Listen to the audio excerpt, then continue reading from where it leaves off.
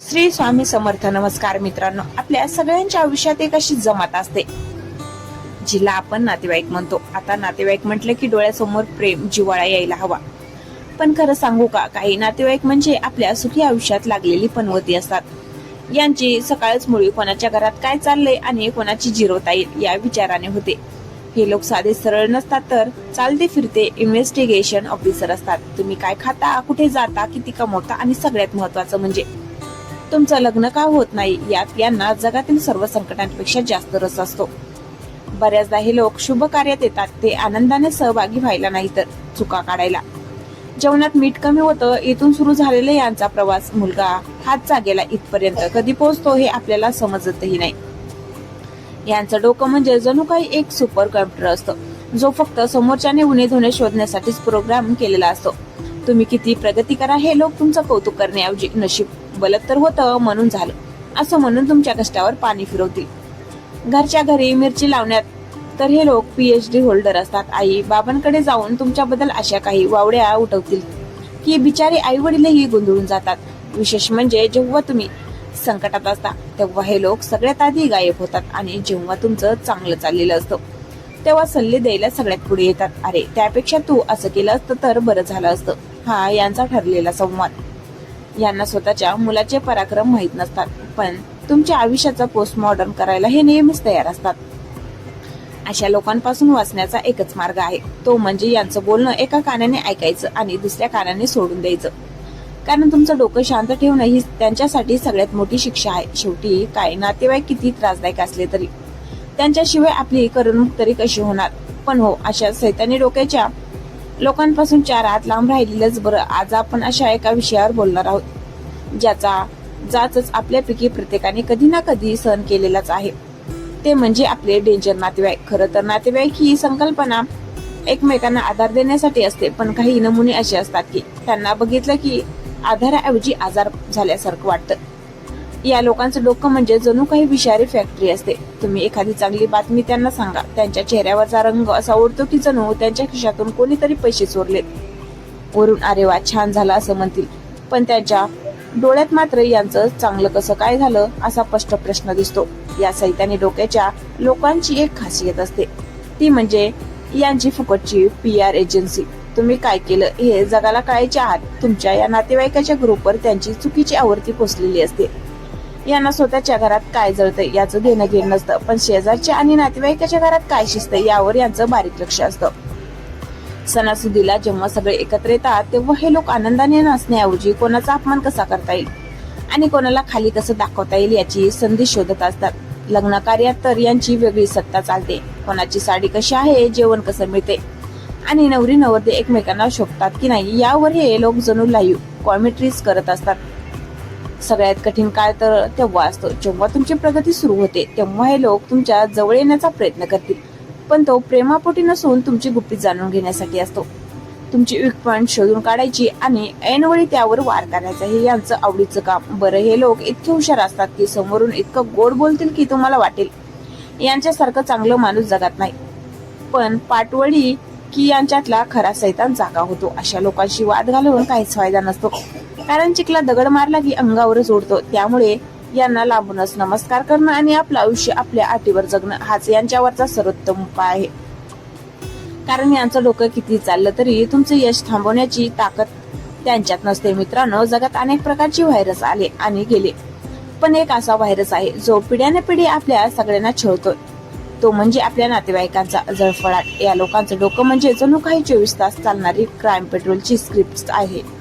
यांना स्वतःच्या आयुष्यात काय दिवे लावलेत यांच्याशी काही देणं घेणं नसतं, पण दुसऱ्याच्या आयुष्यात अंधार कसा येईल यात मात्र हे लोक गोल्ड मेडलिस्ट असतात. अहो, ही माणसं साधी नसतात, ही अशी केमिकल लोची असलेली माणसं असतात ज्यांना तुमच्या प्रगतीचा वास लागला की लगेच पितं खवळतं. तुमच्या समोर येऊन हे इतका साधूपणाचा आव्हान आणतील की जणू काही हेच तुमचे खरे हितचिंतक आहेत, पण प्रत्यक्षात हे लोक तुमच्या यशाच्या वाटेत खिळे ठोकण्याचे प्लॅन्स बनवत असतात. या सैतानी डोक्याच्या नातेवाईकात सगळ्यात मोठा प्रॉब्लेम काय असतो माहितीये? तुमची लाईफस्टाईल. तुम्ही नवीन फोन घेतला की यांच्या पोटात गोळा येतो. तुम्ही फिरायला गेलात की यांच्या डोक्यात तिडीक जाते. मग सुरू होतं त्यांचं विषारी राजकारण. हे लोक थेट तुमच्यावर वार करणार नाही तर तुमच्या आई वडिलांचे कान भरतील. अहो, पोराला थोडा आवरा, खूपच उडायला लागलाय अशा वाक्याने हे लोक घरातल्या शांततेचा भंग करतात. यांना तुमचं कौतुक पचवत नाही. तुमच्या यशात हे लोक वाटेकरी व्हायला येतील, पण कष्टाच्या वेळी मात्र आम्हाला काय माहिती म्हणून हात झटकून मोकळे होतील.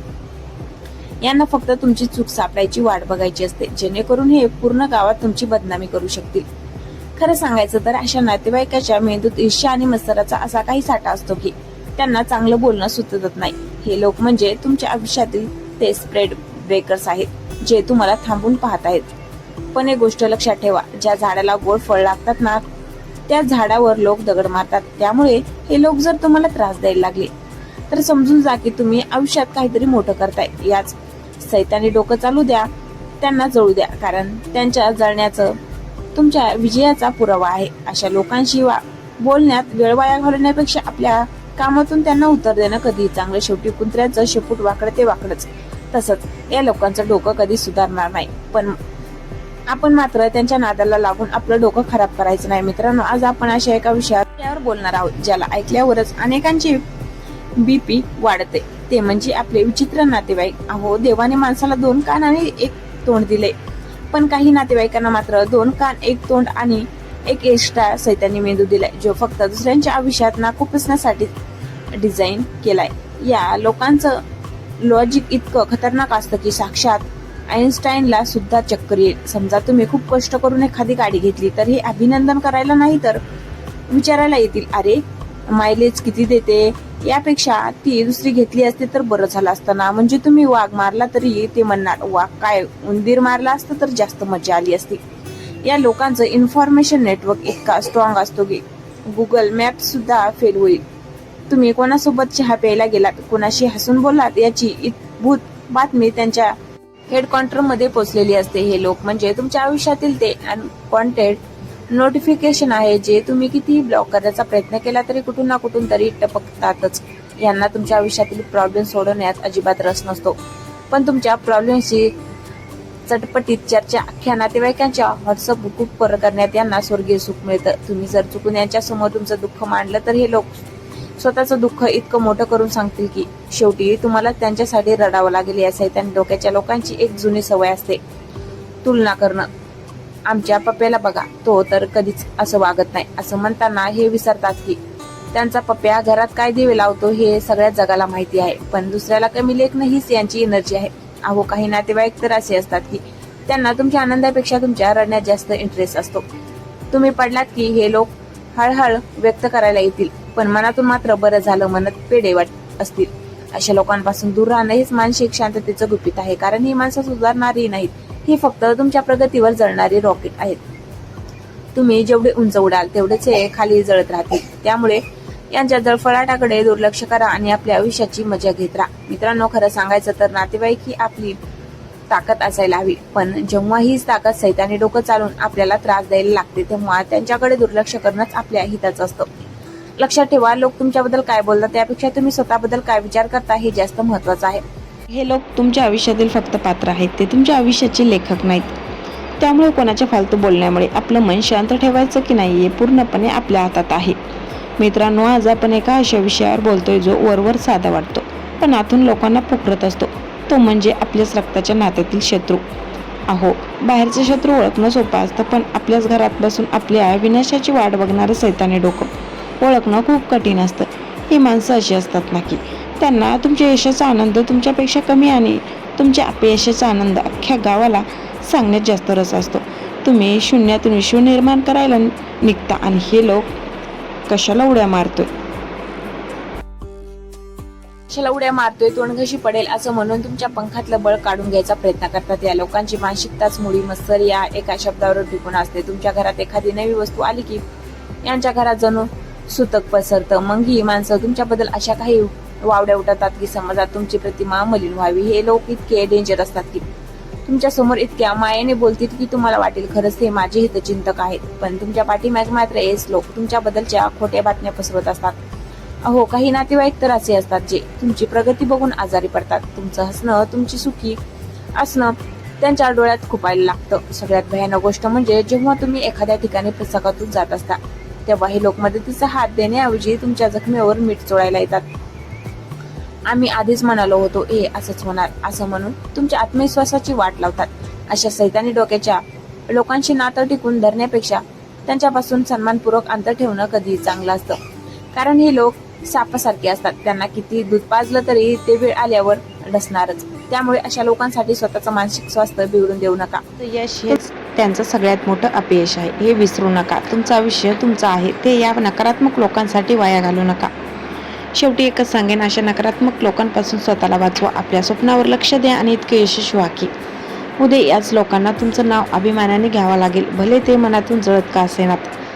तर कसा वाटला आजचा हा व्हिडिओ? तुमच्या आयुष्यातही असा एखादा डेंजर नातेवाईक असेल तर त्याचं नाव न घेता एखादा किस्सा कमेंटमध्ये नक्की शेअर करा. व्हिडिओ आवडला असेल तर लाईक करा, तुमच्या मित्रमैत्रिणींसोबत शेअर करा आणि अशाच नवनवीन विषयासाठी आपल्या चॅनलला सबस्क्राईब करायला विसरू नका. भेटूया पुढच्या व्हिडिओत. तोपर्यंत काळजी घ्या, आनंदी राहा. धन्यवाद.